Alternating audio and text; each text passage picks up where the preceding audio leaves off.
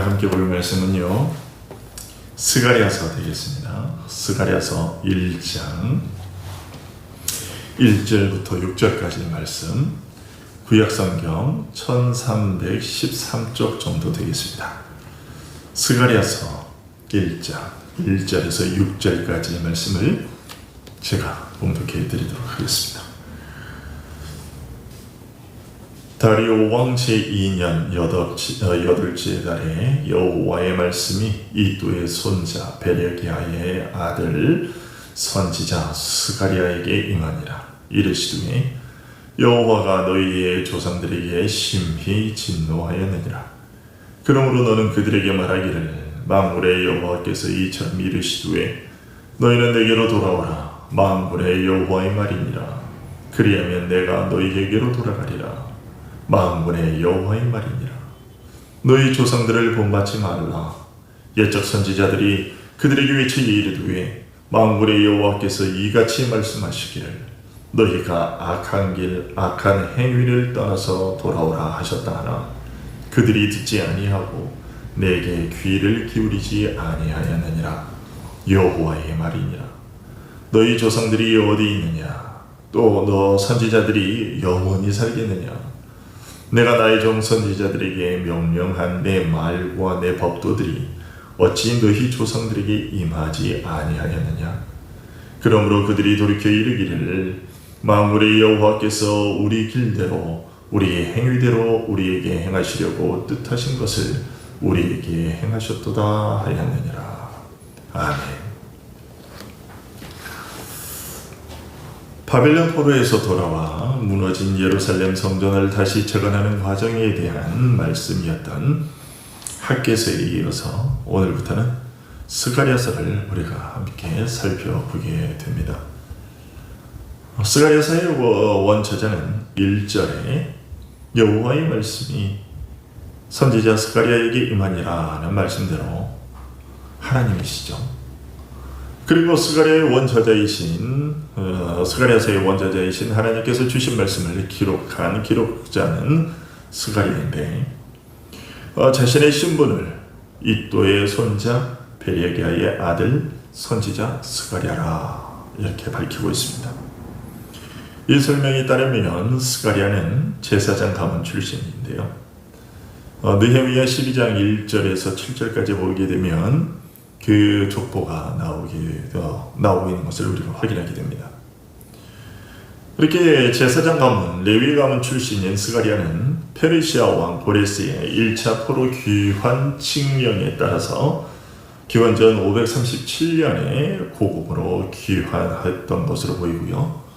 본격적인 선지자 활동은 귀환 18년 후인 기원전 520년에 이제 그 활동을 시작한 것으로 이제 우리가 알 수 있습니다.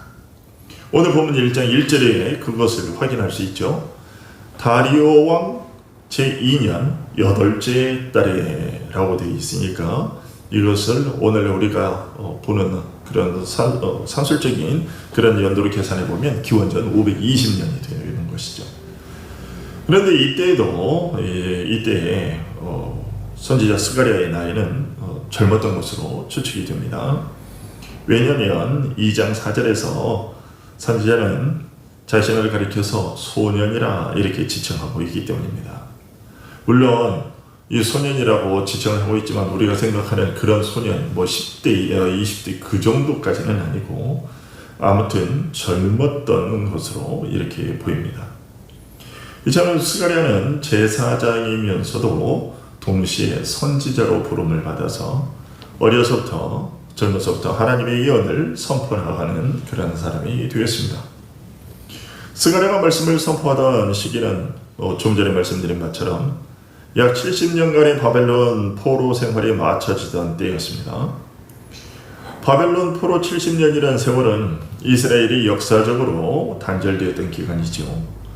하지만 하나님께서는 이스라엘을 멸망시킨 바벨론을 페르시아에게 멸망당하게 하시고 페르시아 왕 고레스로 하여금 이스라엘의 포로들을 석방하는 조서를 내리도록 하셨습니다.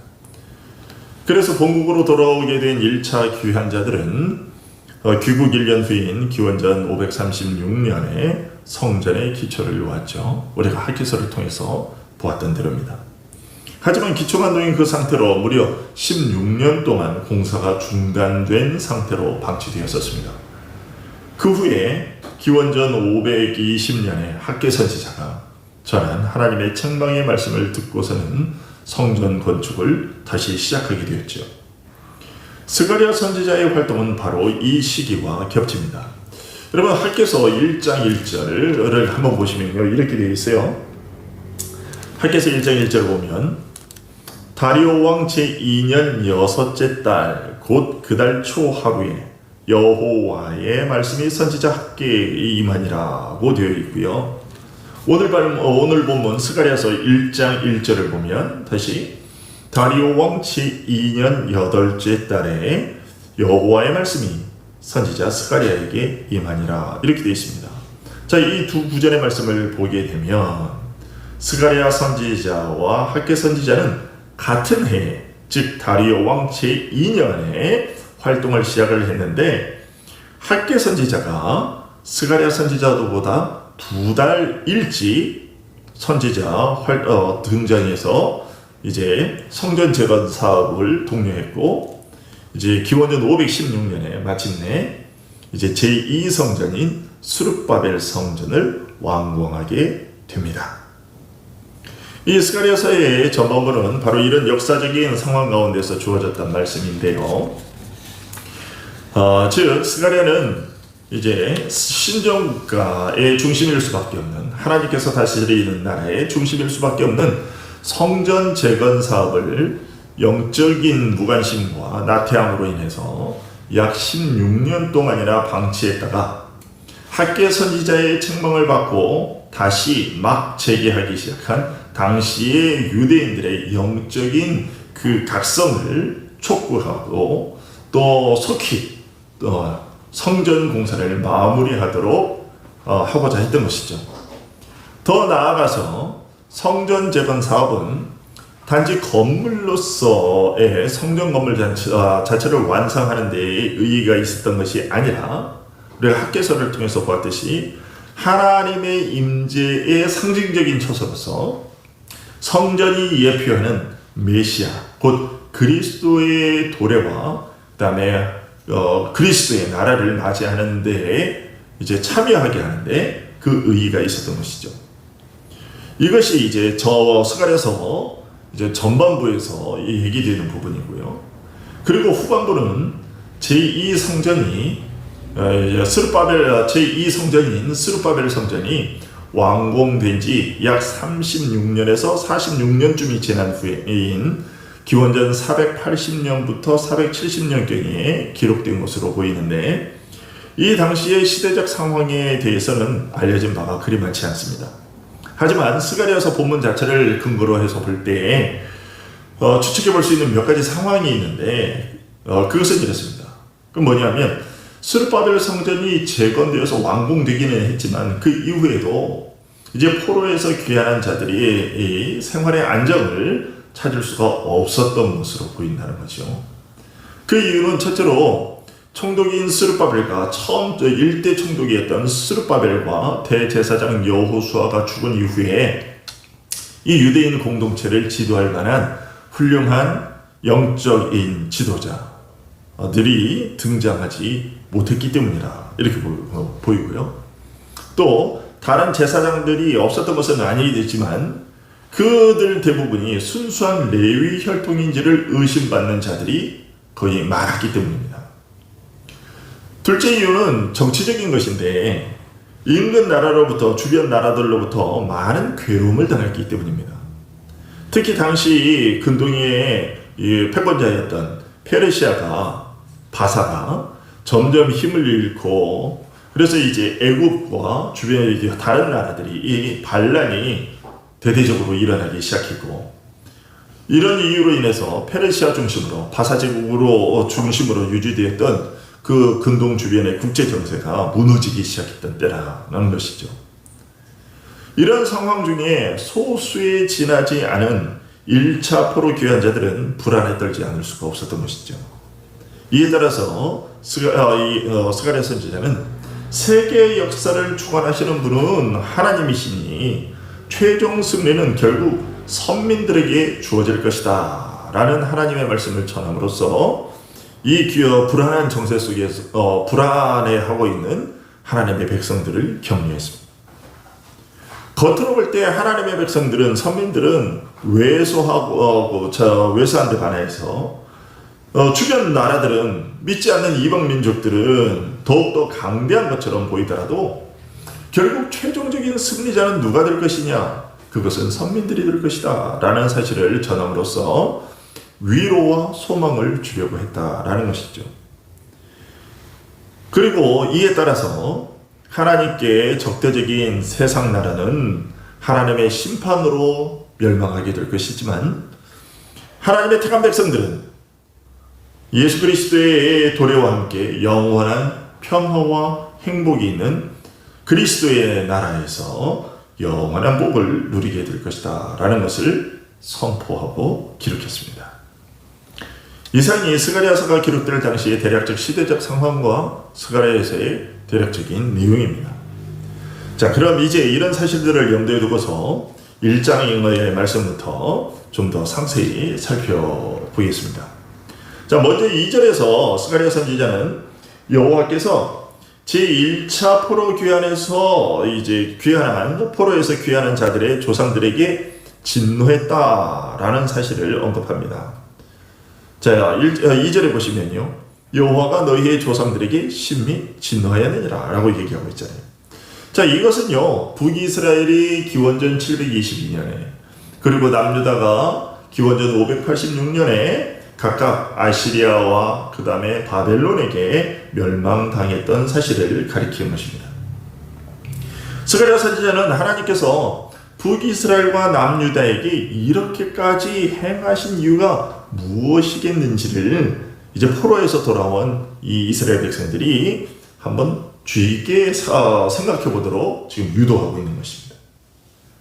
즉, 제1차 포로 귀환자들의 조상들이 얼마나 큰 죄악을 저질렀으면 하나님께서 그렇게까지 행하셨겠는지 한번 생각해 보라는 것입니다.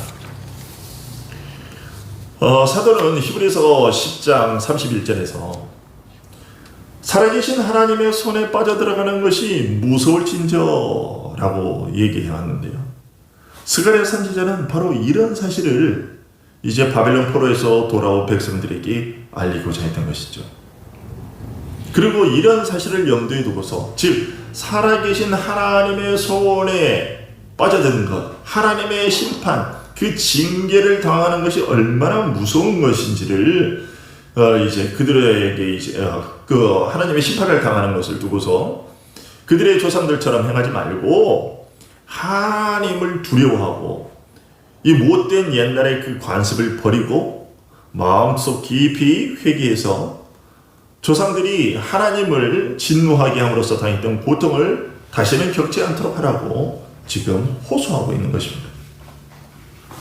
하나님은 이렇게 스가랴 선지자의 입을 통해서 자기 백성을 향한 하나님의 그 사랑의 마음을 전하고 계신데요. 우리는 3절에서 이런 하나님의 마음을 확인할 수 있습니다. 3절을 함께 보실까요? 3절 보시면, 그러므로 너는 그들에게 말하기를 만군의 여호와께서 이처럼 이르시되 너희는 내게로 돌아오라. 만군의 여호와의 말이니라. 그리하면 내가 너희에게로 돌아가리라. 만군의 여호와의 말이니라고 하고 계십니다. 이 말씀을 통해서 하나님께서 자신이 친히 택하신 백성을 벌하시는 것은 그 후손들이 앞선 사건들을 통해서 깨달음을 얻도록 하기 위함인 것을 밝히고 계십니다.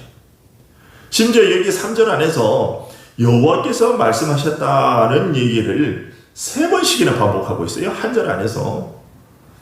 이런 것은요, 자기 백성들이 하나님께로 돌아오기를 하나님께서 얼마나 간절히 원하고 바라시는지를 우리에게 알려주고 있는 것이죠. 이것은 이미 2개월 전부터 백성들의 영적 각성을 촉구했던 학개 선지자의 메시지와 같은 맥락이 말씀인 거죠. 그러니까 학개서 1장 1절에서 11절까지의 말씀과 같은 내용이라는 것이죠. 그래서 이스라엘 백성들이 회개할 때 받게 될 하나님의 축복을 약속하고 있는 것입니다. 마찬가지로요, 오늘날에 있어서도 영적인 이스라엘인 우리 성도들이 불의하고 죄악된 길로 멀리 떠나갔을지라도 회개하고 돌아서기만 하면 마치 탕자가 돌아오기를 기다리는 아버지와 같이 하나님께서는 조금도 지체하지 않으시고 우리 성도들을 영접해 주실 것이고 또 하나님의 자녀로 다시금 인정해 주실 것입니다. 이것을 이제 얘기하고 있는 거죠. 우리에게 깨달음을 주고 있는 것이고요. 더불어 여기 이 3절의 말씀에서 우리는 참된 회개가 어떤 것인가 하는 것도 배우게 됩니다. 하나님은 여기 3절에서 너희는 내게로 돌아오라. 그리하면 내가 너희에게로 돌아가리라고 말씀하고 계십니다. 지금 이 말씀을 받은 백성들은요, 포로에서 돌아온 자들이지요. 그들은 성전을 다시 짓도록 부르심을 받은 자들이었습니다. 그런데 자신들의 개인적인 일에만 몰두한 나머지 그 일을 방치하고 있었습니다. 뿐만 아니라 그들 중에는 이방인들과 혼인하고 여러 가지로 부도덕한 생활을 하는 등의 신앙생활에서 참된 신앙에서 멀어진 삶을 살고 있는 사람들이 많았어요. 형식으로는 하나님을 섬기는 듯 보였으나 그들의 신앙은 지금 2절에서 지적받았던 그들의 조상들처럼 하나님을 진노케 만드는 상태였다라는 것입니다. 그렇기 때문에 하나님은 선지자를 통해서 회개하라고 외치라고 하셨습니다. 또한 여기서 우리는 하나님께서 우리와 아무리 화목하기를 원하실지라도 우리가 마음 깊이 회개하지 않고서는 하나님의 자비하심을 기뻐할 수 없다는 것도 알게 되죠. 우리가 우리 자신의 죄를 철저히 미워하기 전에는 하나님의 은혜를 받아들일 수가 없는 거죠. 왜냐하면 우리가 하나님을 경외하고 또 우리의 죄를 하나님께 자백하고 또 죄에 대한 징벌이 하나님께서 우리에게 죄에 대한 징벌을 내리시는 것이 지극히 맞다는 것을 우리가 깨닫지 않으면 이제 하나님께서 죄의 심판자가 되시기 때문에 이것을 깨닫지 못한다는 얘기는 무엇입니까? 이런 사실을 알지 못한다는 이야기는 결국 우리가 우리의 죄를 전혀 인식하지 못하고 있다는 것이고 죄를 인식하지 못하면 죄를 회개할 수도 없는 것이고 그러면 하나님께서 말씀하시는 이런 조건이 맞지 않는 것이지. 따라서 우리는 거짓없이 통회하는 마음으로 하나님께 돌아서야 되고 그때야 비로소 하나님과 화평하게 되는 것이죠. 그런데 이 이야기를 오해해서는 안 될 것입니다. 그러나 이 이야기가 이제 펠라기우스주의자들 또 알미니안들이 얘기하는 것처럼 우리 구원이 우리에게 달려있다 그런 얘기는 아닙니다. 그것이 아니라 하나님께서 이미 우리를 하나님께로 돌아오게 하시기 위해서 먼저 선행하시는 일들이 있죠. 그것이 물론 우리가 느껴지지 우리가 미처 깨닫지 못하는 느끼지 못하는 우리 스스로에 자각되는 그러한 일들은 아니고 하나님께서 먼저 선행하는 그런 은혜를 베풀어 주시기 때문인 것인데 그런 은혜가 있을 때 우리에게 일어나는 자연스러운 현상에 대해서 말씀을 드리는 것입니다. 하나님께서 그런 마음을 주실 때 그런 은혜를 베푸실 때 우리에게는 어떤 것들이 있느냐 우리가 우리의 죄에 대해서 미워하는 그러한 일들이 있게 된다는 것이고 순서가 그렇다는 얘기입니다. 자, 그런데 그들의 조상들은 그렇지 않았어요. 그러니까 귀환한 포로에서 귀환했던 이스라엘 사람들의 유대인들의 조상들은 이렇지 않았다는 거죠. 4절에서 하나님이 그것을 지적하시는데요. 4절 한번 보실까요? 너희 조상들을 본받지 말라. 예적 선지자들이 그들에게 외쳐 이르되 만물의 여호와께서 이같이 말씀하시기를 너희가 악한 행위를 떠나서 돌아오라 하셨다 하나 그들이 듣지 아니하고 내게 귀를 기울이지 아니하였느니라. 여호와의 말이니라. 자, 이 말씀에서 우리는 포로에서 귀환한 자들이 자신들의 조상과 다름없이 행하고 있었음을 알 수 있습니다. 그런데 정작 그들 자신은 이 사실을 깨닫지 못하고 있었다는 거죠. 포로에서 귀환한 자들조차 멸망당할 때의 조상들과 같이 자신들은 거룩한 조상들의 후손이라는 것을 내세우면서 자신들의 죄악을 회개할 줄 몰랐다는 것이죠. 자신들이 아브라함과 이삭과 야곱의 후손이기에 결코 망하지 않을 것이라 여기면서 돌이킬 마음을 갖지 못했었는데, 포로에서 귀환한 자들조차 그런 생각을 가지고 있었다라는 것입니다. 즉 자신들은 거룩한 조상의 후손들이라는 잘못된 자부심을 가지고 있었다는 것이죠. 하지만 하나님께서는 이 말씀을 통해서, 4절의 말씀을 통해서 포로에서 귀환한 자들이 거룩한 조상의 후손들이 아니라 하나님을 짓놓게 했던 자들의 후손이라고 지적하고 계시고요. 그러니 너희들 착각하지 말라고 하고 계십니다. 그리고 비록 그들이 자랑스럽게 여기는 대로 아브라함의 후손이라 할지라도 아브라함의 은덕으로 그들의 죄를 용서받는 것은 아니라는 것을 지금 알고 계신 것이죠.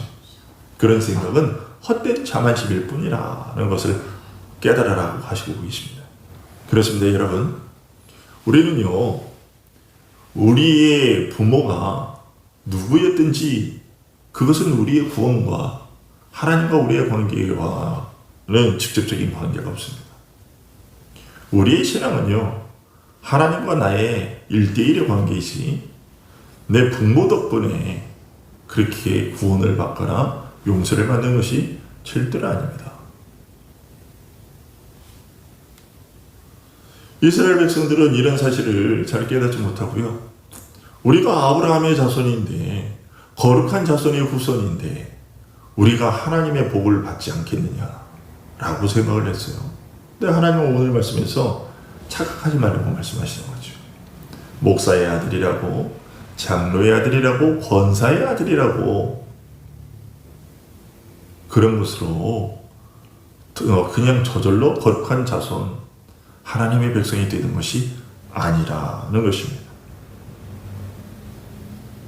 그런데 이스라엘 백성들이 이런 잘못된 생각을 가지고 계속해서 살고 있었다라는 것입니다.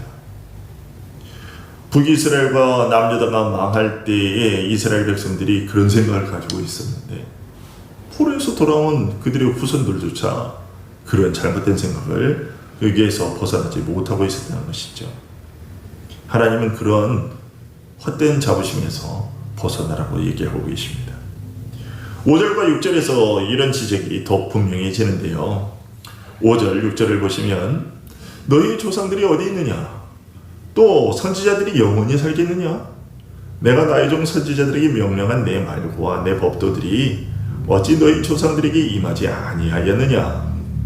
그러므로 그들이 돌이켜 이르기를 만군의 여호와께서 우리 길대로 우리 행위대로 우리에게 행하시려고 뜻하신 것을 우리에게 행하셨도다 하였느니라. 무슨 얘기입니까? 이것은 이런 뜻입니다. 너희 조상들과 나의 선지자들이 모두 사라져갔다. 그러나 그들이 죽은 뒤에도 나의 종들이 선포하고 역사를 통해서 확정된 올바른 가르침은 사라지지 않고 계속해서 생생하게 살아있지 않느냐. 그러므로 나는 너희가 선지자들이 아직 살아있는지를 묻는 것이 어리석은 지심을 깨닫게 하고자 한다. 선지자들은 죽기까지 자기들의 맡은 일을 감당했었다. 그러나 그들이 선포한 말씀은 영원히 죽지 않는다는 것을 너희가 깨닫고 두려워하는 마음을 가져야만 한다. 그들의 가르침은 어느 시대에나 변치 않고 결코 없어질 리도 없기 때문이다. 불경건한 자들은 모두 다 죽었다. 그러나 그들의 죽음이 하나님의 심판을 무의미하게 만든 것은 아니었단다. 오히려 하나님의 심판은 그들이 죽은 후에 후손들이 제멋대로 행하며 하나님을 진노하시게 하는 일이 없도록 모든 사람에게 알려지고 교훈이 되어야 한다라는 그런 얘기입니다. 그렇습니다. 포로에서 귀환한 자들의 조상들도 선지자들도 다 죽었습니다. 그러나 선지자들을 통해서 선포된 하나님의 말씀까지 사라진 것은 아니었습니다. 따라서 선지자들이 없어졌다고 해서 하나님께 대한 그의 백성들의 의무, 즉 하나님을 진심으로 경배해야 하는 일까지 사라진 것은 아니었다는 거죠. 인간은 유 안에서 짧게는 몇 년, 길게는 몇십 년밖에 살지 못하지만 하나님의 말씀은 영원히 남아서 언제나 사람들의 삶을 규율하고 있다는 것을 우리는 알아야 됩니다. 그래서 그 말씀에 위배되는 삶을 살게 될 때는 하나님의 벌을 피할 수가 없어요. 소돔과 고모라가 사라진 지 벌써 언제입니까? 수천 년이나 오래된 일이지만 그때 그 소돔과 고모라 사람들의 그 일이 지금까지 본보기로 남아있어서 우리들에게 이런 사실들을 알려주고 있다는 것입니다. 하나님께서는요, 경건한 사람들의 삶에 대한 기록뿐만 아니라 불경건한 자들의 삶에 대한 기록까지 남겨두셨어요. 그 이유가 무엇이겠는가? 그 이유는요, 베드로 사도가 베드로후서 1장 15절에서 내가 힘써 너희로 하여금 내가 떠난 후에라도 어느 때나 이런 것을 생각나게 하려 하노라 라고 말한 것과 같습니다. 즉 비록 진리를 선포하던 자들이 죽은 후에라도 그들이 전한 말씀은 여전히 살아있어서 불순종하는 자들에게 회개의 기회를 주고자 하심이었다라는 것입니다. 불경건한 자들, 불순종의 죄에 대한 그 하나님의 진노와 그로 인한 징벌이 어떤 것인지를 전해지게 하심으로써 경건한 두려움을 가지고 하나님께로 돌아오도록 하기 위해서다라는 얘기입니다. 또한 그들이 자신들의 죄에 대한 핑계를 대지 못하도록 하심이기도 합니다. 6절에 내가 나의 종 선지자들에게 명령한 내 말과 내 법도들이 어찌 너희 조상들에게 임하지 아니하였느냐 라는 말씀이 그것인데요. 로마서 1장 20절에 우리가 잘 아는 그 말씀 있잖아요. 창세로부터 그의 보이지 아니하는 것들 곧 그의 영원하신 능력과 신성이 그가 만드신 만물 안에 분명히 보여 알려졌나니 그러므로 그들이 핑계하지 못할지니라는 그 말씀처럼요. 지금 이스라엘 백성들에게 전해진 말씀이 아직도 생생히 살아있게 하셔서 자신들의 행위가 하나님을 진노케 하는 것인 줄을 알지 못했다는 핑계를 댈 수 없게 하셨다라는 것입니다. 여러분, 하나님께서는요 이런 원리를 신명기 28장 15절에서 모세를 통해서 벌써 진즉에 선포하셨습니다. 신명기 28장 15절에서 네가 만일 네 하나님 여호와의 말씀을 순종하지 아니하여 내가 오늘 네게 명령하는 그의 모든 명령과 규례를 지켜 행하지 아니하면 이 모든 저주가 네게 임하며 네게 이를 것이니 라고 얘기했어요. 그러니까 북이스라엘과 남유다가 아시리아와 바벨론에게 멸망당할 때에야 이제 그 이스라엘 백성들은 신명기 28장 15절의 이 말씀이 진짜 사실이었구나 라는 것, 또 그 말씀이 얼마나 두려운 경고였음을 알게 됐고 하나님께서 모세를 통해서 하신 그 말씀대로 자신들에게 행하신 것이구나 라는 것을 깨달았어요.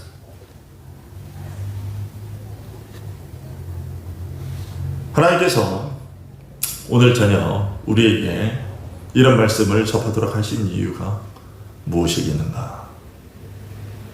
그것은 바로 지금 바벨론 포로 생활에서 귀환한 자들에게 말씀하셨던 것과 똑같은 것입니다. 돌아오라는 것입니다.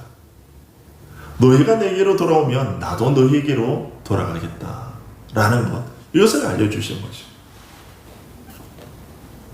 즉 비록 선지자들, 사도들은 그 생명을 다해서 이미 하나님께로 부름을 받았으나 그들을 통해서 선포된 말씀을 우리들의 귀에 들려지게 하셨으니 그 말씀들을 통해서 너희 자신들의 행위를 비춰보고 거기에서 벗어난 것이 무엇인지 깨닫게 되거든 회개하고 돌이켜서 멸망당했던 이스라엘 백성과 같이 되지 않도록 하라는 이 경고를 오늘 우리에게 주고자 하신 것이죠. 여러분 다시 한번 이 오늘 말씀을 정리해 봅니다. 오늘 이 스가랴서의 말씀을 받았던 자들이 어떤 자들입니까? 이들은 바벨론 포로에서 돌아온 자들이었어요. 하나님께서 이들을 바벨론 포로에서 돌아오게 하신 것은 물론 하나님의 약속된 약속하신 것이 있어서 돌아오도록 하신 것이지만 이 돌아온 이 백성들에게 주어진 임무는 무너진 하나님의 성전을 다시 재건하는 것이었어요. 그런데 이들은 자신들의 개인적인 그 삶의 그 안락을 위해서 그 일을 내팽개쳐 둔 거예요. 하나님께서는 이런 그들이 이런 그 나태함이 죄악된 사실이라는 것을 깨닫게 하시고 그들로 하여금 자신들에게 주어진 그 사명을 다시금 인식하고 그것을 감당하도록 자신들의 그 나태한 죄를 회개하고 하나님으로부터 부여받은 그 교회 성전 재건의 사명을 감당하도록 하시기 위해서 지금 학개 선지자에게 말씀을 주셨고 그리고 학개 선지자에게 처음 말씀이 전해진 지 2달 후에 스가랴 선지자에게 또 이 말씀을 주셔서 너희들의 조상 너희들이 아브라함의 조상이기 때문에 하나님의 복을 받고 그런 모든 사건에서 거저 구원을 받을 것이라는 그런 착각을 하지 말아라. 북이스라엘과 남유다가 망할 때 당시에 이스라엘 백성들이 너희들의 조상들이 생각했던 범했던 그런 착각, 그런 죄악된 삶에서 너희들이 벗어나야 한다. 이 말씀을 하나님께서 하고 계신 것이고 그러면서 이미 너희들이 죄에서 계속되는 이런 선지자들의 경고에도 불구하고 돌아오지 않으면 너희들의 조상이 당했던 그 길로 똑같이 강하게 될 것이다 라는 것. 이 사실이 분명히 이미 앞선 선지자들을 통해서 다 선포되었던 것인데 너희들이 그래도 깨닫지 못하겠느냐라고 말씀하고 계시는데 이것이 여전히 우리들에게 똑같이 주어지고 있는 것이죠. 하나님께서 우리를 구원하신 이유가 무엇이냐? 하나님의 교회를 세우기 위함이에요. 그리고 지난번에도 말씀드렸지만 이 코로나19라는 이 사태도 그런 이유가 멀지 않다고 저는 생각을 합니다. 그동안 한국교회는 참된 진리의 말씀에서 벗어나 있었으며 즉 하나님의 성전인 교회가 완전히 무너져 있었던 것이죠.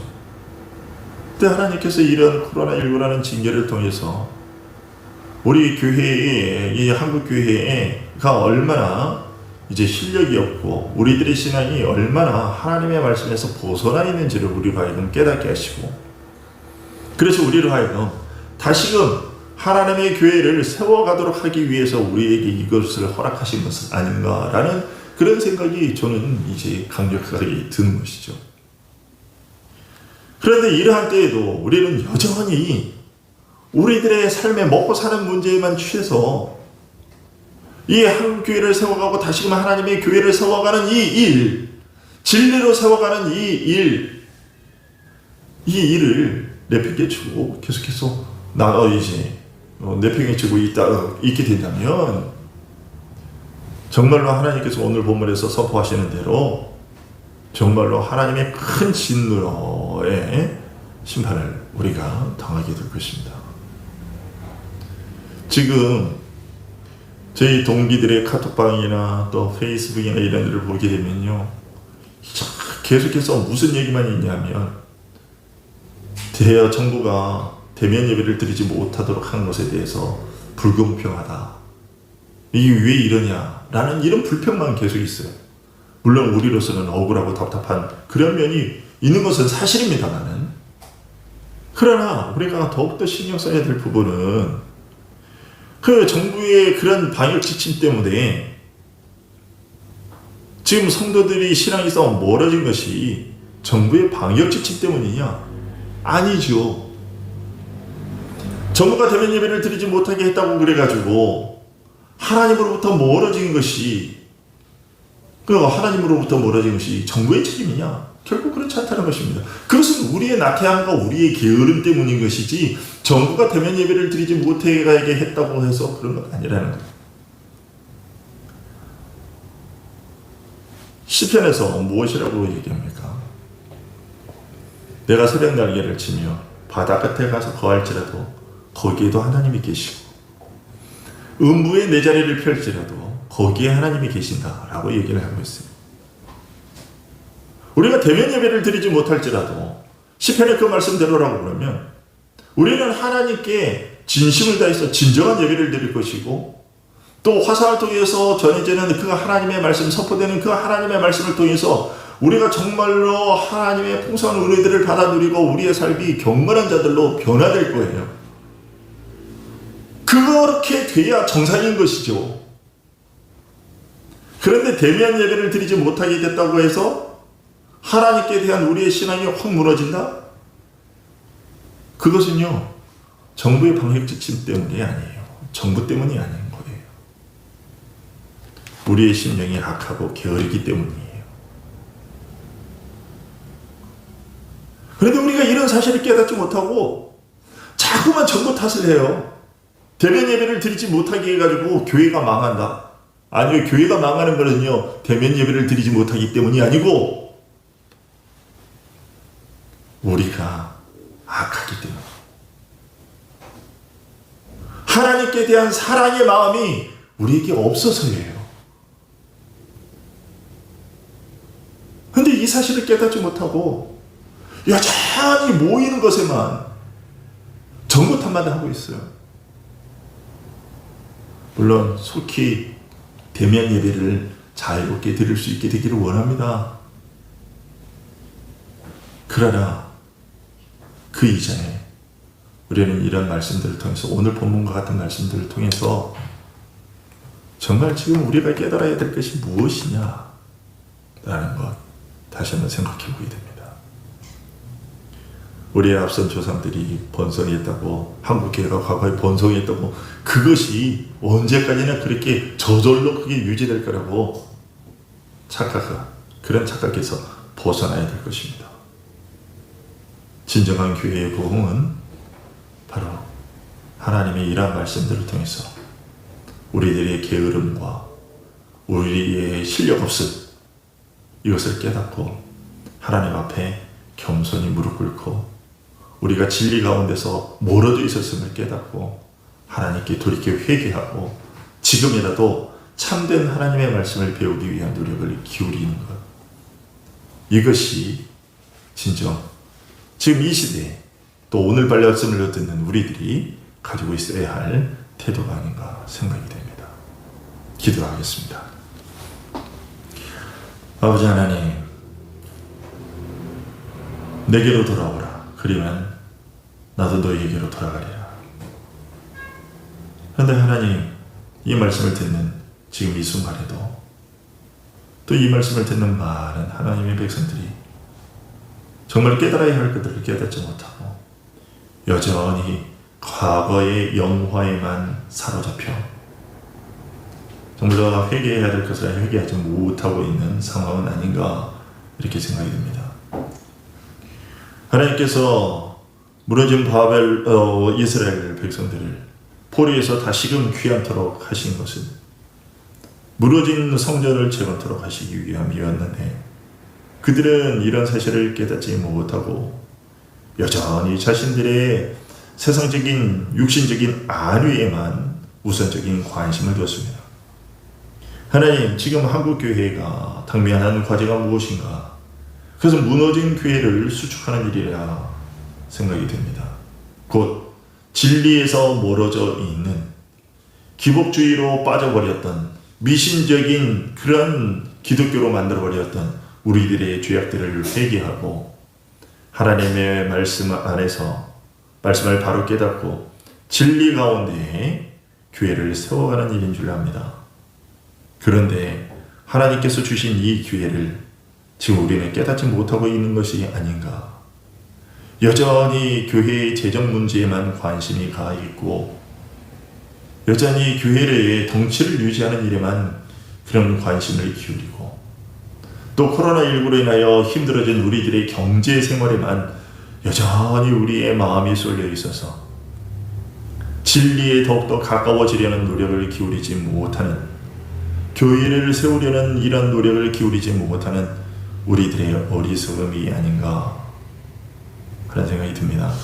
하나님, 진정 우리가 이런 사실들을 깨닫고 돌이키게 하여 주시고 하나님의 진리 위에 우리의 삶을 세워가게 하여 주시고 우리 교회들을 세워갈 수 있도록 도와주시옵소서. 예수 그리스도의 이름으로 기도하옵나이다.